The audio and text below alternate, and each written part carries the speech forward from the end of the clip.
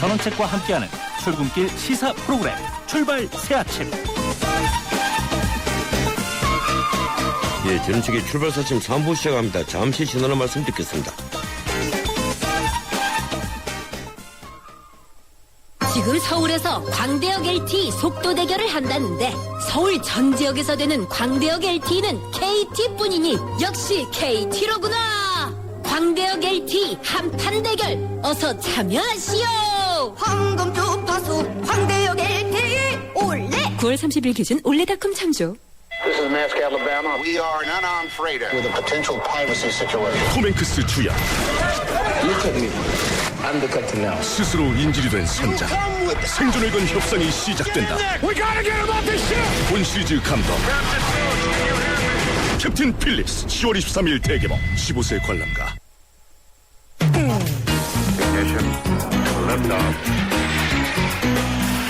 이 시각 들어온 외신 소식 국제부 리포트. 예, 이번에는 국제부 연결해서 밤사이 들어온 지구촌 소식 알아보겠습니다. 조수영 기자 연결됐습니다. 안녕하세요, 조 기자님. 네, 안녕하세요. 예, 미국 산불이 꺼지고 나니 이번엔 호주 산불이 문제군요. 호주 남동부에서 산불이 나흘째 이어지면서 피해가 확산되고 있다면서요.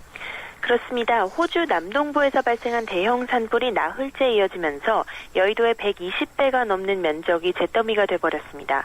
또 한 명이 숨지고 주택 200여 채가 불에 타는 등 피해가 잇따르고 있는데요. 진화 작업은 계속되고 있지만 여전히 100여 건의 산불이 진행되고 있는 상황입니다. 산불이 세계적인 관광지인 시드니까지 위협하자 주 정부가 비상사태를 선포했습니다. 여기에 이상고온이 다시 기승을 부릴 것이라는 예보가 나오면서 호주 정부는 170여 명의 사망자를 낸 2009년 빅토리아주 산불의 악명이 재현되지 않을까 긴장하고 있습니다. 예, 이라크에서는 또 폭탄 테러가 잇따라서 40명이 넘게 목숨을 잃었죠? 네, 먼저 수도 바그다드 남부의 한 카페에 폭탄을 실은 승용차가 돌진해서 테러범을 포함해 35명이 숨지고 50명이 다쳤습니다. 폭탄 공격을 당한 카페와 주변은 젊은이들이 즐겨 찾는 곳으로 테러 당시 많은 인파로 붐벼서 인명피해가 더욱 컸습니다. 또 바그다드 북쪽 마을에서는 경찰관 집을 노린 차량 폭탄이 터져 일가족 7명이 사망하고 6명이 부상했습니다. 서부 라와에서는 자폭 용의자 5명이 경찰관으로 위장하고 지방관서를 공격하려다 보안군에 의해 사전에 적발됐는데요. 이 과정에서 용의자 2명이 사살당하고 나머지 3명은 자폭했으며 경관 등 3명이 숨지고 20명이 다쳤습니다. 예, 아베 신조 일본 총리가 영공을 침범한 외국 무인기에 대해서 유인과 같이 유사시에 격추할 수 있도록 했다는데 이거 어떻게 된 내용입니까? 네, 말씀하신 대로 아베 총리는 영공을 침범한 외국 무인기에 대해 유사시 격추할 수 있도록 하는 방침에 최근에 승인했습니다. 지난달 일본 방위성은 중국 무인기가 센카쿠 부근을 비행한 사실을 파악하고 재발 시 대응 방안을 검토했는데요. 이후 아베 총리에게 영공을 침범한 무인기가 퇴거 요청 경고를 따르지 않으면 강제 조치를 취할 것이라고 보고했고 총리는 이를 받아들인 겁니다. 방위성이 마련한 대비책은 우선 영공을 침범한 유인기의 국적을 확인하고 무선 등으로 퇴거 요청을 합니다.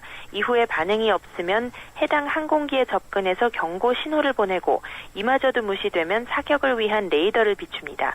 마지막으로 국민에게 상해를 입힐 우려가 있다고 판단되면 해당 유인기를 격추하겠다는 방침입니다. 지금까지 국제부에서 전해드렸습니다. 예, 고맙습니다. 조수연 기자였습니다.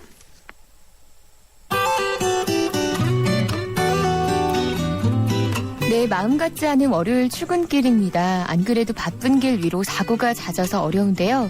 경인호 여의도 가는 길 영등포 고가차도에서 서울교 부근 5차로에 사고가 났기 때문에 부근으로 혼잡한 상태고요.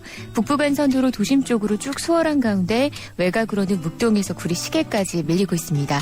올림픽대로 공항 쪽으로는 올림픽대교와 잠실철교 사이 1차로에 화물차와 승용차 간에 부딪히는 사고가 있었습니다. 출발 새 아침 교통정보였습니다.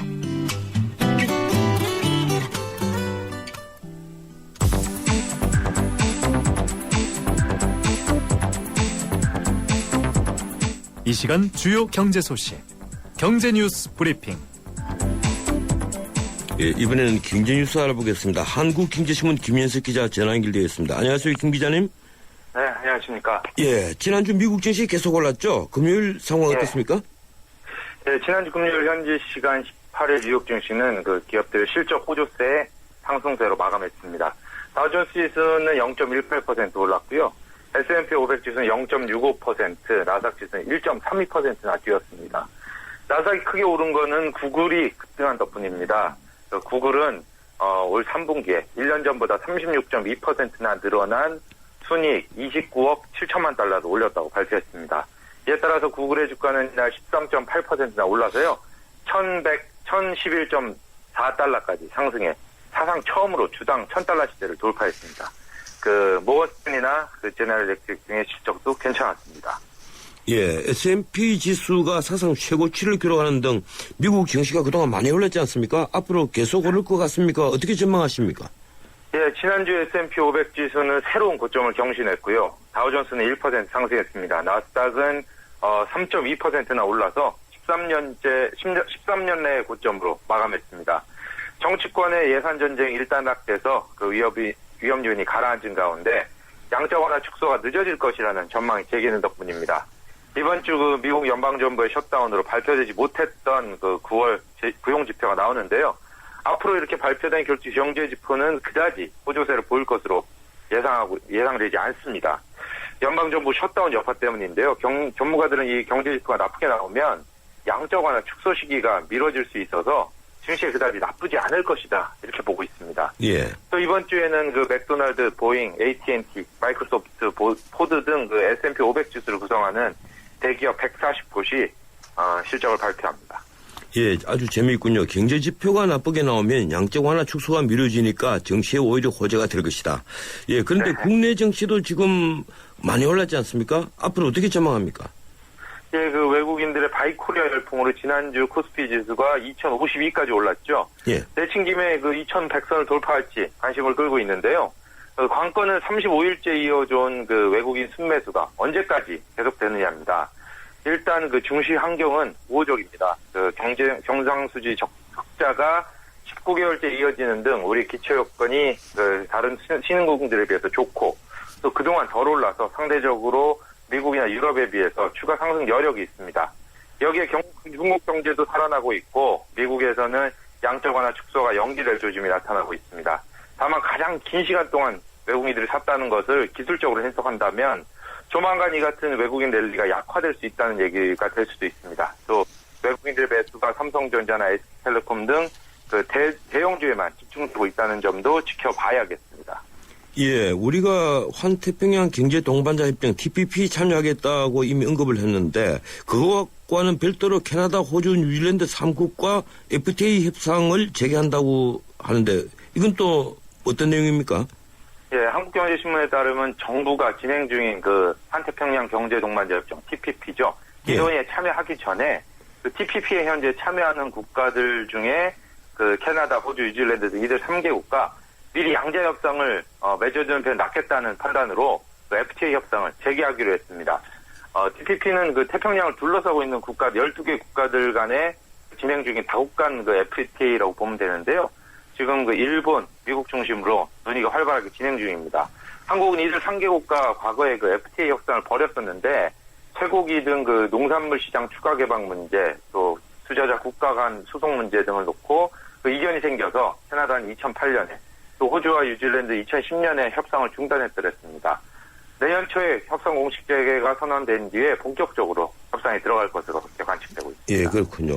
이 내년에 준조세가 1인당 31만 원에 달한다는 그런 보고가 나왔죠?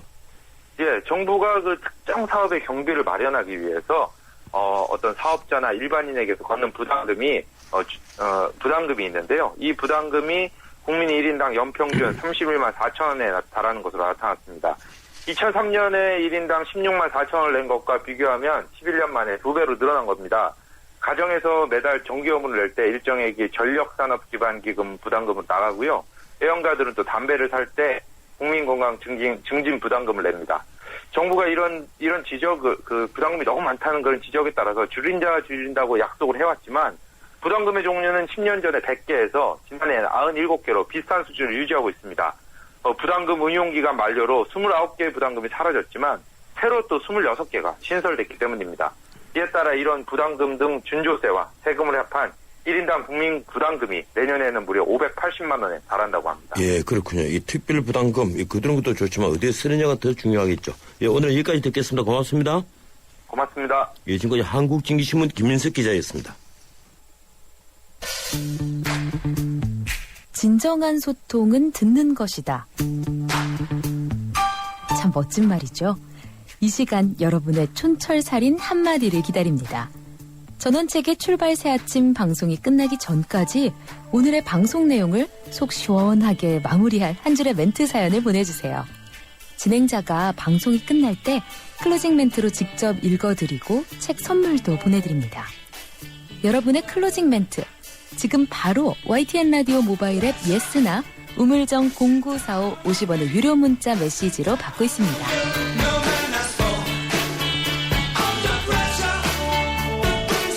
예, 사연 보내주시는 분 중에 한 분을 뽑아서 제가 쓴 책을 제가 서명을 해서 보내드리도록 하겠습니다. 많이 보내주십시오. 플레이오프 프로야구 4차전에서 두산이 LG를 5대1로 꺾고 한국 시리즈에 진출했습니다. 페넌트 레이스 4위 두산이 3위 넥센 히어로즈에 2패 후 3연승했죠. 리브스 수입에 성공한 뒤에 열세를 몰아서 2위 LG 트윈스를 3승 1패로 일축한 겁니다. 그야말로 기적 같은 상승세죠. 이제 3승과 8년 만에 우승을 놓고 7전 4승제 진금승부를 펼치게 되는데요. 하일승 해설위원과 한국 시리즈 전망해 보겠습니다. 하 의원님 안녕하세요. 예, 안녕하세요. 예, 오랜만입니다. 오랜만입니다. 예.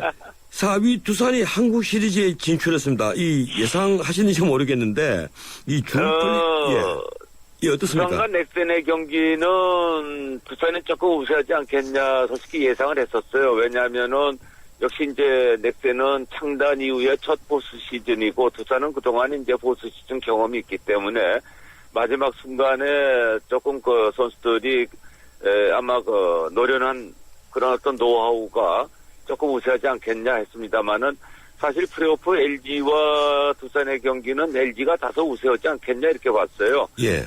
넥센하고의 그 5차전까지 또 5차전까지 가는 가운데 3번의 또 연장전 승부를 펼쳤기 때문에 선수들이 상당히 지쳐 있다고 생각했거든요. 왜 그러냐면은 포스 시즌 한 경기는 페넌트 레이스 3경기 정도의 체력 소모가 가거든요. 예. 그러나 역시 그 두산의 그 선수층 또 선수들의 어떤 조직력 그런 것이 결국은 한국 시리즈까지 진출하게 됐네요. 예.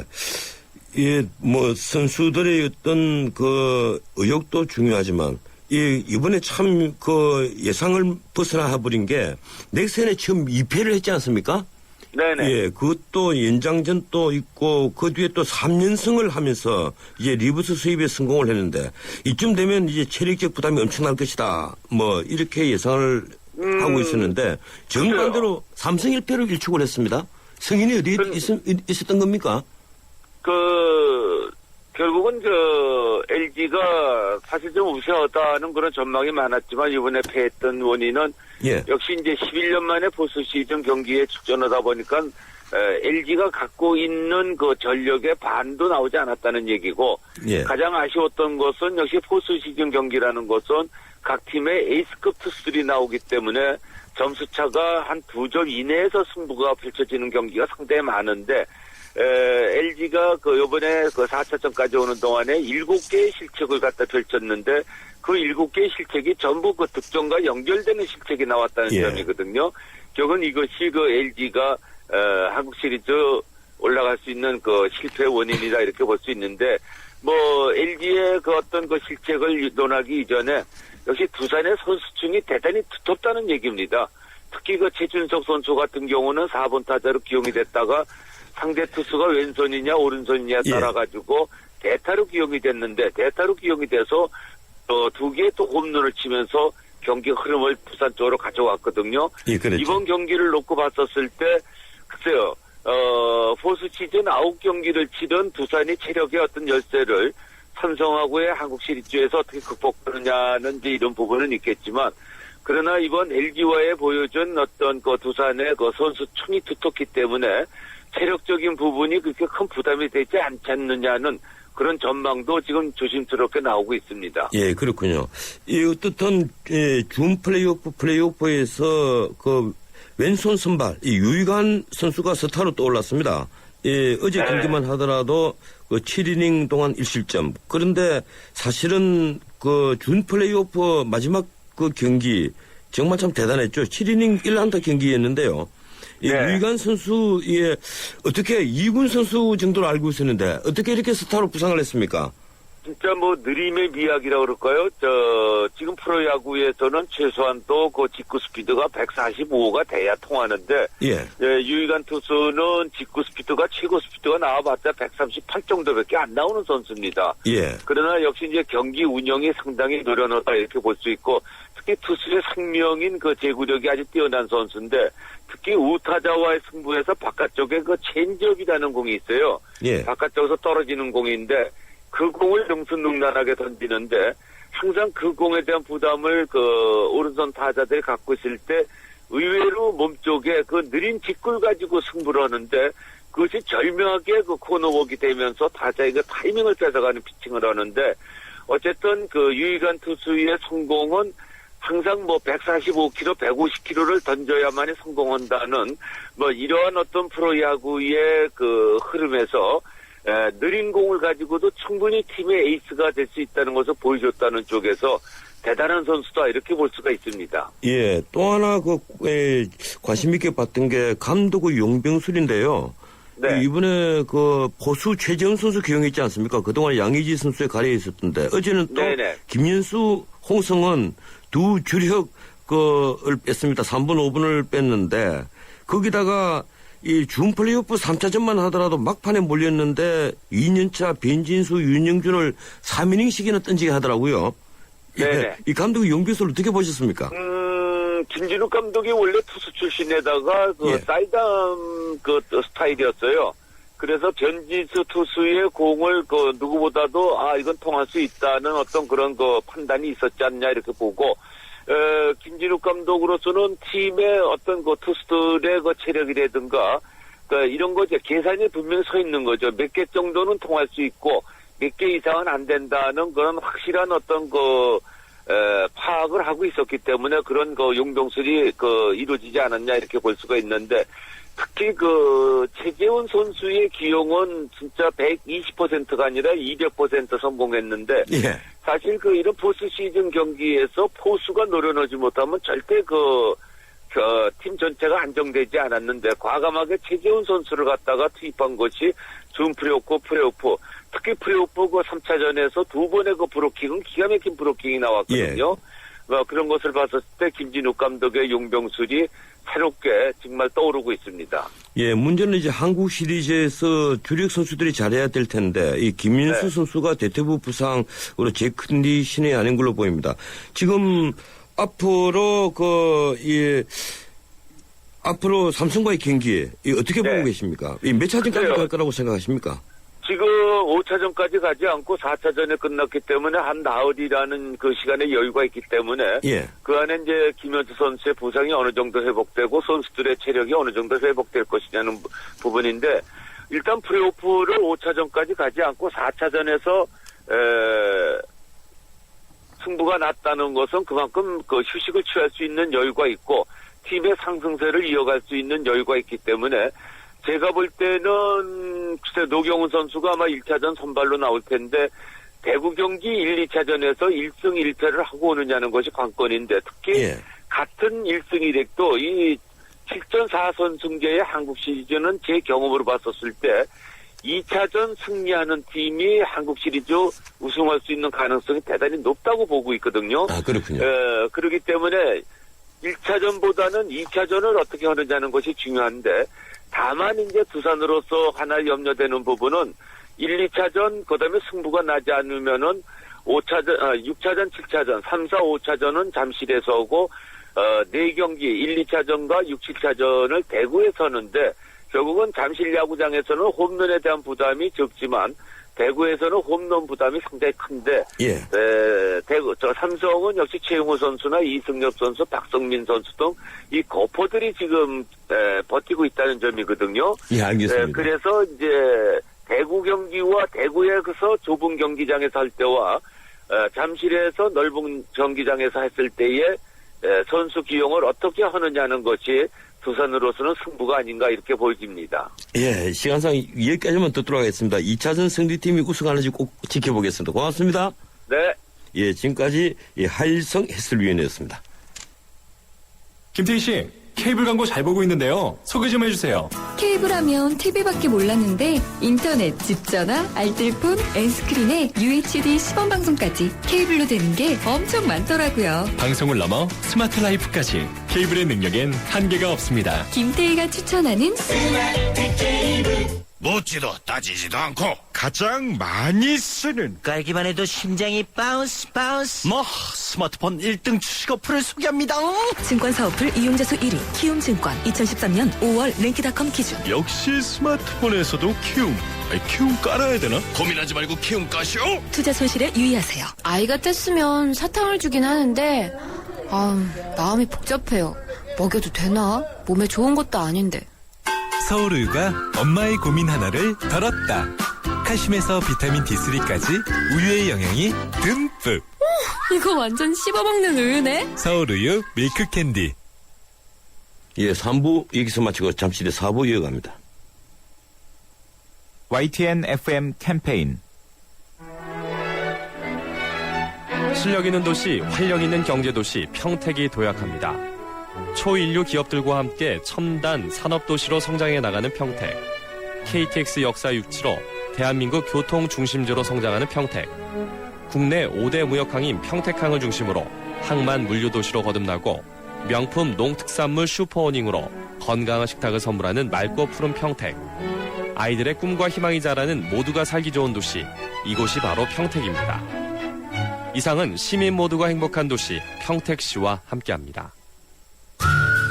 우리 동네가 활짝, 우리 모두가 활짝. 도시 한가운데 안 쓰던 공간을 활용해서 짓는 친환경 복합주거타운 행복주택이 찾아갑니다. 직장은 훨씬 가까워지고 신혼부부나 대학생에겐 집값 부담이 줄어들고 모두가 신나고 활기찬 우리 동네. 기대하세요. 당신의 가장 가까운 곳으로 행복주택이 찾아옵니다. 행복이 활짝. 이 캠페인은 국토교통부와 LH, 코레일, 한국철도시설공단이 함께합니다. 뉴스를 창조하는 시사 프로그램, 뉴스를 풀어내는 시사 프로그램, 전원책의 출발 새 아침. 예, 전직의 출발 새 아침 4부 시작합니다. 네, 피자헛입니다. 저기요, 고기 피자랑 새우 피자랑 뭐가 더 맛있어요? 둘 다 맛있습니다, 고객님. 그래도 뭐가 더 잘 나가요? 솔직하게. 둘 다 잘 나갑니다. 왜냐하면 더블 박스. 박스는 하나, 피자는 두 가지. 25,000원.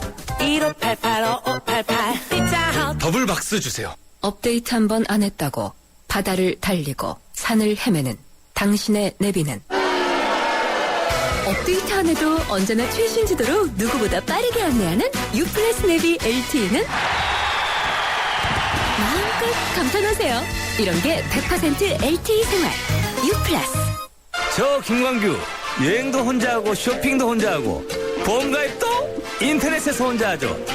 아주 쉽고 편하게. 새벽 3시까지 4단계로 간편하게. 삼성생명 인터넷보험 라운지. 인터넷 보험도 삼성생명이 만들면 다르네. 삼성생명 인터넷보험 라운지. 지금 클릭. 예, 한 주간의 정치 상황을 살펴보는 정치 포커스 시간입니다. 이 시간 함께하는 두 분이죠. 이 위즈덤 센터 황태순 수석연구위원, 정치평론가 박상병 박사, 두 분 어서 오십시오.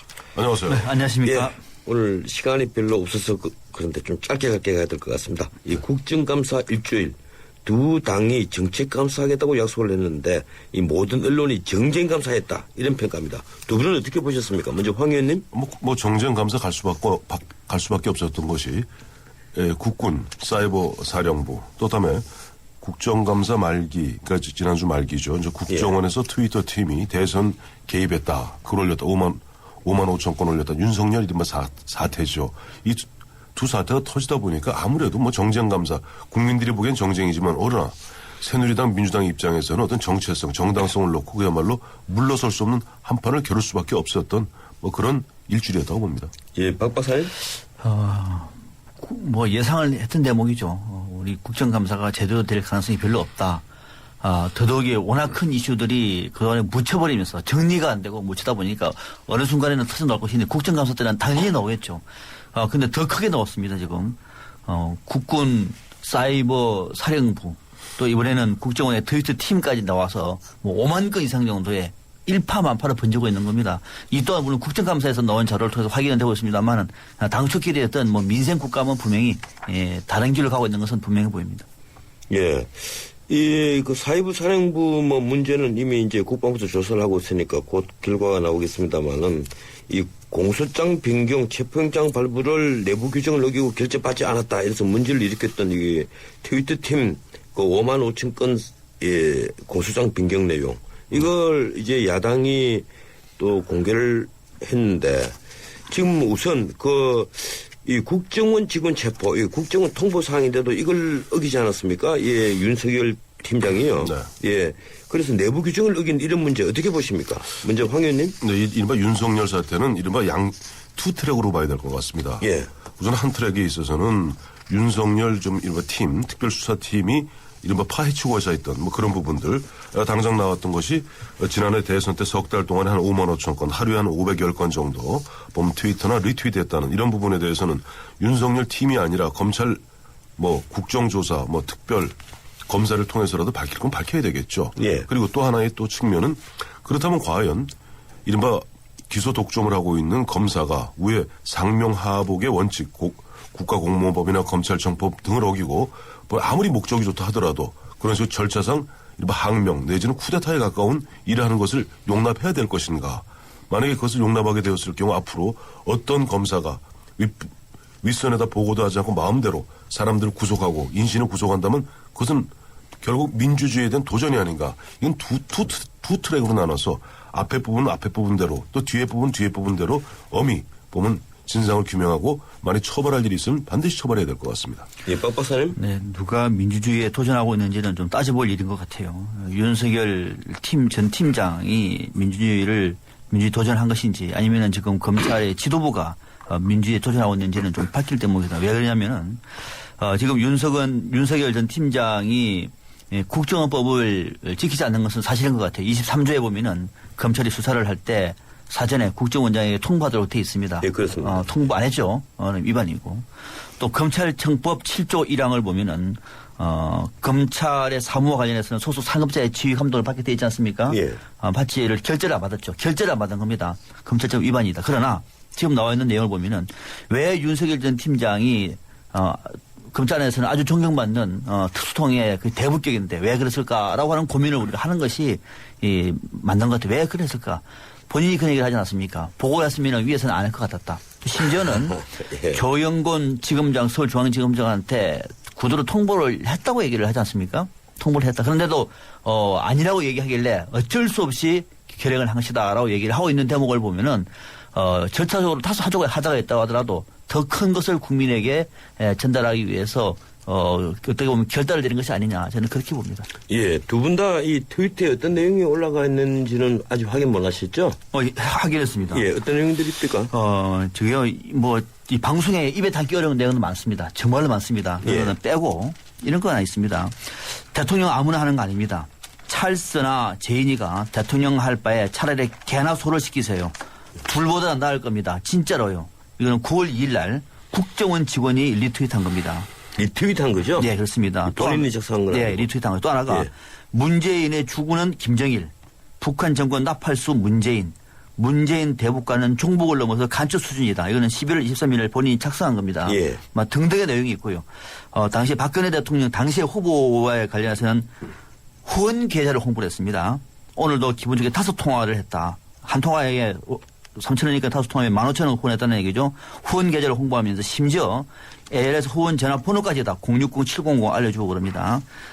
여러 통화도 된다고 말할 정도. 예, 잠깐만 이 시간이 없었는데 그런 게 지금 한 2,200여 건 있다는 것 아닙니까? 그렇습니다. 네. 예. 앞으로 공소장이 만약에 변경이 허가가 된다면 아직까지 재판부가 허가를 안 하고 있어요. 그렇죠. 예, 안 어떤 한다고 취지점으로서 이게 별건으로 해야 된다고 봐야 되는지 아니면 이 자체가 완전한 증거가 아니라고 본 것인지 어떤지 모르겠네요. 예, 한번 지켜보는 문제인데 그다음에 다시 뭐 다른 겁니다. 이 사이버 살인부 댓글 유용. 이 국무원 2명, 부사관 1명 등 3명이 트위터와 블로그를 통해서 대선에 개입했다. 또 이 문제는 어떻게 보십니까, 황 의원님? 아이고, 만약에 군에서 보면 현재까지는 뭐 물론 이번 주 내일이나 모레 정도 이제 보면은 조사 결과 중간 발표가 있을 거예요. 근데 지금까지 뭐 군의 입장은 뭐 개인적 일탈행위다. 그리고 군무원 3명하고 이제 부사관 1명, 도합 4명이죠. 4명이 그런 식으로 뭐 댓글을 달고 뭐 트위터를 했다 하는 이야기인데 어쨌든 뭐 그것이 문제 핵심은 그걸 조직적으로 했느냐 아니면 개인 일탈행위냐 이 두 가지 이 경우에 따라서 달라지는데 개인적 일탈행위라면은 뭐 그 사람들은 처벌하면 되겠지만은 만약에 조직적으로 군에서 또 일부 민주당에서 문제를 제기하는 바와 같이 이것이 국정원과 연계된 가운데 했다면은 이건 심각한 국기 문란행위죠. 예, 그렇죠. 예. 박 박사님? 네, 지금 이제 군 검찰단에서 조사했던 내용을 보면은 사이버 사령부 소속의 요원 4명이 지난 총선 대선 때 정치 관련 인터넷 것을 올린 것을 확인했다. 인정한 겁니다. 이거는. 예. 확인이 됐는데 방금 황 의원이 말씀하신 것처럼 군 당국이 조직적으로 선거에 개입을 한 것인지 했다면은 누가 지시를 했는지 그리고 국정원과 어떤 관계가 있는지는 이제는 본격적으로 수사를 통해서 밝힐 대목이죠. 예. 지금 군 당국 얘기는 개별적으로 한 것이다라고 하는 얘기를 합니다. 개별적으로 했다고 하더라도 이 책임자는 책임을 져야 되는 것이죠. 그러나 개인적인 문제가 아니라 정말로 조직적으로 했다고 얘기하면은 이건 정말로 군이 정치에 개입한 우리 민주화 이후에 가장 험악한 이 정치 모습을 보여주고 있는 겁니다. 예. 어떤 결과가 나올지는 조금 더 군 수사 당국의 조사를 지켜봐야 되겠습니다. 예, 그렇군요. 이번 국감 대부분 이미 논란이 됐던 쟁점들이 재탕이 됐습니다. 이 대표적인 게 감사원 감사에서 나온 4대강 문제. 특히 김영호 사무총장이 이명박 전 대통령 사법 처리를 검토했다. 이런 표현을 썼지 않습니까? 그렇죠. 이 점 어떻게 보셨습니까, 황 의원님? 참 보면은 그래서 감사원 사무총장이 참 뭐랄까 그런 식으로 언행이 경솔해서 어떡하겠습니까? 예, 뭐 주변에서 완장이다 이런 얘기도 그렇죠. 나왔는데. 안 그래도 보면 이번에 김영호 사무총장 같은 경우 이제 이명박 정부 끝나고 박근혜 정부 출범하면서 새로 들어온 분인데 그분이 보면 지난 감사원 전 당시 원장하고 계속 그 알력 있는 가운데 결국 뭐 양건 원장 그만두지 않았습니까? 그런데 마치 진짜 뭐 앞서 말씀하신 대로 완장 두른 것 같이 이번에도 국정감사에 임하는 태도도 보면은 사무총장은 뒤로 허리를 떡 제끼고 있고 감사원장 직무대리는 그야말로 뭘 받았으면서 열심히 응하려는 그런 자세를 보고 당시 여야 의원을 떠나서 질타를 했죠. 근데 이분이 4대강 문제에 대해서 이제 이야기하면서 이명박 전 대통령 사법 처리 운운했어요. 예. 참 보면 경솔한 이야기고 있어서는 안 되니 물론 오후에 말을 다시 바꿨습니다만은 그러나 그런 식으로 일파만파 말 일으킬 이야기를 갖다 함부로 해서는 안 되겠죠. 글쎄요. 감사원 사무총장에서 박근혜 정부에서 신뢰를 받고 있으면은 이렇게 처신하는 건지 저도 놀랐습니다. 심지어 이명박 전 대통령에 대해서 사법 처리를 검토했다는 얘기를 사무총장이 얘기를 할 정도고요. 오죽했으면 권성동 의원이 경검항동하지 말라라고 얘기를 할 정도로 얘기가 나왔습니다. 사무총장의 신분으로서는 오버해도 보통 오버가 아니다. 이런 감사원 밑에서 앞으로 나오는 결과들 또 국민이 또 신뢰를 할지 이래저래 박근혜 대통령 입장에서는 상당히 좀 고민이 클 것 같습니다. 예, 지금 재보선 중입니다. 근데 국민들이 별 관심은 갖고 있지 않는 것 같아요. 예, 어떻습니까? 이 화성갑 서청원 새누리당 후보, 최근 중앙당의 지원을 또 요청했다는데, 뭔가 기류 변화가 있다고 보십니까, 황 의원님? 그래서 아직 뭐 구체적 수치가 나온 건 없는데 분위기 자체는 조금 보니까 당초 출발할 때보다 조금 간격이 좁혀지는 듯한 뭐 그런 어떤 분위기 있다 보니까 아마 서청원 후보 쪽에서는 좀 뭐랄까 마음이 좀 조급해지게 되겠죠. 그러다 보니까 뭐 중앙당 그러나 아직까지는 근본적으로 서청원 후보 측에서 중앙당에서 본격적으로 개입하는 것은 원치 않고 있습니다. 그런데 그런 식으로 지원을 요청한다는 것이 대개 보면 저희도 뭐 선거를 치러봤습니다만 여러 차례 지원이라는 게 되게 자금 지원을 얘기하게 되거든요. 아, 예, 그런 겁니까? 그럼요. 보면 인력 지원은 지금 오지 말라는 거 아니에요. 중앙당에서는. 사람은 오지 말고 결국 자신들끼리 뛰는데 뭐 자금을 갖다 요청한 게 아닌가 싶어요. 그렇다 보면 저는 걱정이 항상 보궐선거 쫓기는 쪽에서 자칫 그런 어떤 조급한 마음에 무리수를 두게 되다 보면은 잘못하면 큰 사고가 나기 십상입니다. 그러니까 어쨌든 선거는 정정당당하고 명명백백하게 치르는 게 맞겠죠. 예. 왜 그래 돈이 드는지 모르겠군요. 이 박 박사님 어떻습니까? 네. 집권당이니까 뭐 상대적으로 좀 돈이 든다고 예, 글쎄요. 이게 돈 자금 지원했다는 출처는 확실합니까? 황 의원님? 제가 자금 지원했다고 얘기는 안 하죠. 그런 게 아니고요. 예, 그런 것으로 추정한다는 얘기지. 왜냐하면 지금 지원을 요청했다는 것이 자 보면은 지금 그렇다고 지금 화성갑에 그러면 당 대표, 황우여 대표 등 이른바 당 지도부가 나가 있는 건 아니거든요. 그렇다면 인력 아니면은 자금인데 뭘 지원을 갖다 주고 있겠어요? 요사이 돈 한 푼 없으면 그것도 다 불부선거 되지 않습니까? 아니, 그러니까 항상 재보궐선거가 또 생기고 또 생기죠.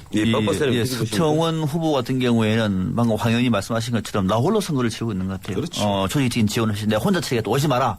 그럼 도와달라고 말하면은 글쎄 뭐 좀 돈을 도와달라고 말하는 것이 해석이 많은 해석인 것 같죠.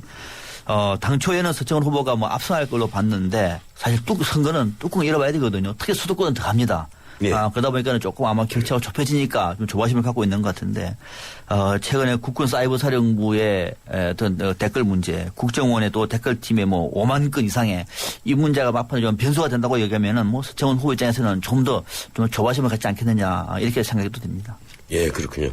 자, 한 주간의 베스트 워스트 좀 알아보겠습니다. 이 황 의원님, 이주일이 베스트? 예, 이제 베스트 하기 전에 한 가지만 딱 살짝 짚고 넘어가면 안 될까요? 한 10초. 좋습니다. 자, 석 달에 5만 5천 건, 하루에 510건. 근데 하루에 작년에 계정이 보니까 650만 계정이었대요, 트위터가. 예. 하루에 240만 건이 그 보면 계속 리트윗 했다는데 510건. 글쎄 모르겠어요. 510건. 예. 그건 뭐 그렇고 하여튼 모든 댓글과 트위터 다 합하면 하루에 한 1200만 건이라고 그러죠? 지난해 그 대선 임박에서는 그랬답니다. 예. 1100만 건인가 그렇게 됐다는데 저는 뭐 베스트를 먼저 할까요? 워스트를 할까요?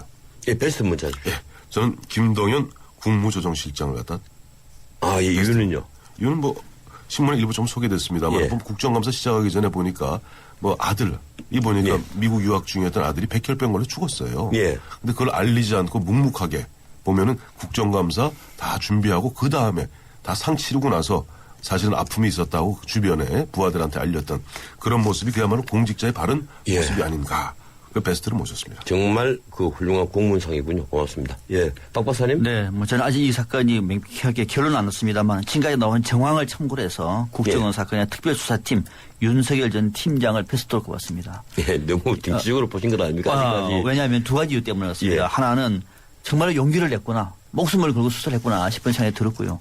또 하나가 그럼에도 불구하고 끝까지 진실을 밝히기 위해서 애를 썼다라고 하는 측면. 이것이 어떻게 될지 모르겠습니다만은 검사로서는 좀 쉬운 일이 아니거든요. 그런 면에서는 용기를 냈다라는 측면에서는 윤석열 전 팀장을 이번에 베스트로 꼽았습니다. 우리 전 변호사님 누굴 베스트 뽑으셨어요? 예, 글쎄요. 방금 윤석열 팀장은 반대편에서는 뭐 최악이 될 수가 있는 거죠. 그렇게 볼 수 있는 거니까. 예, 저는 박상명은 베스트 뽑은 겁니다. 예, 알겠습니다. 이 뭐 박 박사님 개인 의견이시니까 그렇게 듣도록 하겠습니다.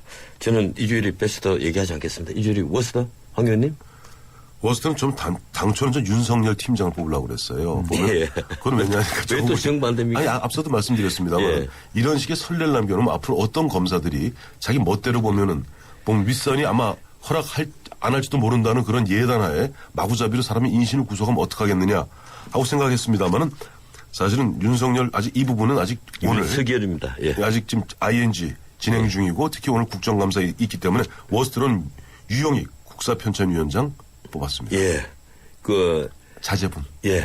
이주일이 워스트 박 박사님? 네, 저는 조영곤 서울중앙지검장을 뽑았습니다. 검찰 내부에서 갈등이 있었다고 얘기하면은 지검장 정도 되면은 이것을 마무리를 해서 결론을 내려야 되지. 이것이 검찰 내 하부에 항명사건도 나올 정도로 뭘 하셨느냐. 지검장 자격이 없다. 저는 워스트 꼽았습니다. 예, 글쎄요. 우리 전 변호사님. 예. 저는 솔직히 말씀드리면 제가 그래서 박 박사님의 그 말씀에 대해서 심하게 제동을 못했는데 저는 반대로 윤석열 부장을 워스트로 생각을 했었습니다. 그까지만 제가 말씀드릴게요. 예. 오늘 두 분, 한 주간의 정치 상황을 짚어보는 이 정치 포커스 시간.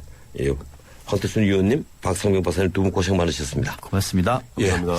오늘이 그 청취자 클로징 보내주신 내용을 미리 소개를 해드리죠. 6974님, 2013년 국정감사는 끝나지 않은 정치권 정쟁의 연장 무대다. 4907님, 안고가 아닌 단파시죠. 국회의원님이 일본말을 쓰시면 안 되죠. 예, 맞습니다. 예, 8192님, 정기조법이 잘못됐으면 법을 고쳐야지 당국의 정면 도전은 안 되죠. 6877님, 커리큘럼보다는 교육과정이 더 좋은 표현입니다. 예, 제가 오프닝 멘트에서 썼던 내용을 두고 이 지적을 해주시는데, 맞습니다. 앞으로 교육과정이라고 쓰겠습니다. 오늘이 클로징 멘트 모바일 앱, 예스로 주신 권성영님 사연입니다. 조세에 관한 우스갯소리 중 직접세는 강도, 간접세는 도둑이라는 말이 있습니다. 혜택보다는 감추고픈 부끄러운 면이 있는 것 아닐까요? 이렇게 적으시는데, 이 직접세는 강도, 간접세는 도둑이라는 말 가슴에 와닿군요. 고맙습니다. 예, 제가 이 권승영님에게는 제가 쓴 자유의식들을 설명을 해서 보내드리도록 하겠습니다. 잠은 인생의 사치라던 에디슨. 하지만 그의 열정을 지켜준 것도 깊은 잠이었습니다. 짧게 자도 깊고 편안하게. 시대의 리더와 함께한 시몬스. 당신의 인생과 함께합니다. 흔들리지 않는 편안함. 시몬스. SK이노베이션이 이산화탄소에게 물었다. 왜 너만 보면 지구온난화 얘기일까? 쓸모있게 바꿀 수 없을까? 이산화탄소로 만든 친환경 플라스틱 그린폴 개발 중. 물음이 있는 곳에 이노베이션이 있다. SK이노베이션. 가슴이 잡는 박근영 백일섭입니다. 내가 회장 전문 배우라고 펑펑 쓸 것 같지? 나도 보통 사람이랑 똑같아. 가슴이 많이 나오면 무지 열받거든. 열받지 말고 귀뚜라미로 잡아요. 1번 태워잡고 거꾸로 태워잡고. 보일러는 귀뚜라미. 가슴이 잡느라고 욕받대.